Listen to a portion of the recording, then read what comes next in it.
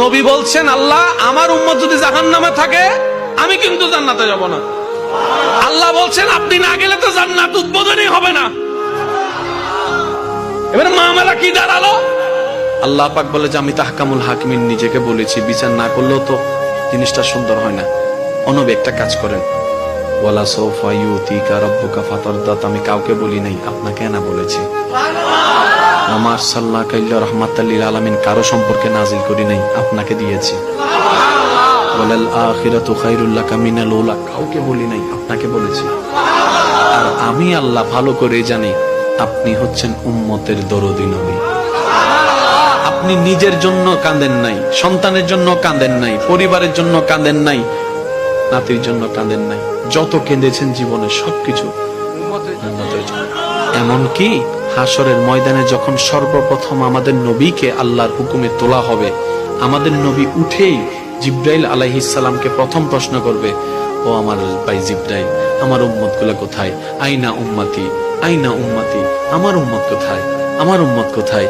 আমার উম্মত কোথায়?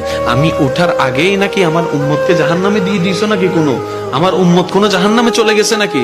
জিব্রাইল বলবে, ইয়া রাসূলুল্লাহ, প্রথমেই আপনাকে তোলা হয়েছে, এখন আর কাউকে তোলা হয় নাই, প্রথমেই আপনি উঠেছেন। আমার নবী বলবে, আমার উম্মত গুলা কোথায়? জিব্রাইল বলবে, ইয়া রাসূলুল্লাহ, এখনো তারা উঠে নাই, উঠবে একটু পরে। নবী দৌড়ায় চলে যাবে আল্লাহর রহমতের দরবারের দিকে। সিজদায় যে পড়বে একটাই কথা থাকবে, রব্বি হাবলি উম্মতি, রব্বি হাবলি উম্মতি।